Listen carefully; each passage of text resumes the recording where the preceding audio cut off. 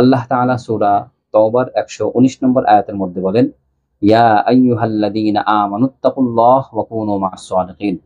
হে ঈমানদারগণ, তোমরা আল্লাহকে ভয় করো এবং সত্যবাদীদের সঙ্গী হও।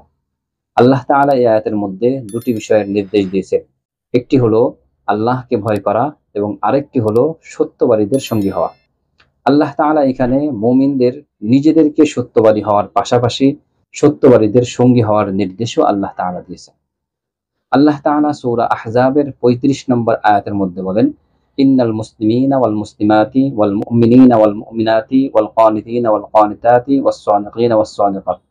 এখানে আল্লাহ তাআলা আরো অনেকগুলি গুণের আলোচনা করছেন এবং আয়াতের শেষে আল্লাহ তাআলা বলতেছেন, উলাইকা লাহুম মাগফিরাতুন ওয়া আজরুন আযীমা।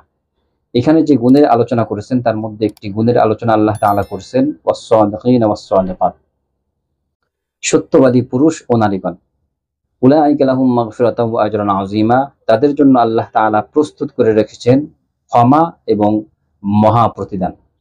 অর্থাৎ এই আয়াতের মাধ্যমে আমরা জানতে পারলাম যারা সত্যবাদী পুরুষ ও নারী তাদের জন্য আল্লাহ তাআলা ক্ষমা এবং মহা প্রতিদান প্রস্তুত করে রেখেছেন। সুবহানাল্লাহ। আল্লাহ তাআলা সূরা মুহাম্মাদের 21 নম্বর আয়াতের মধ্যে বলেন, ফালাউ সাদাকুল্লাহা লাকানা খায়রাল লাহুম। যদি তারা আল্লাহ তাআলার সঙ্গে সত্যবাদী হতো তাহলে তাদের জন্য এটা উত্তম হতো।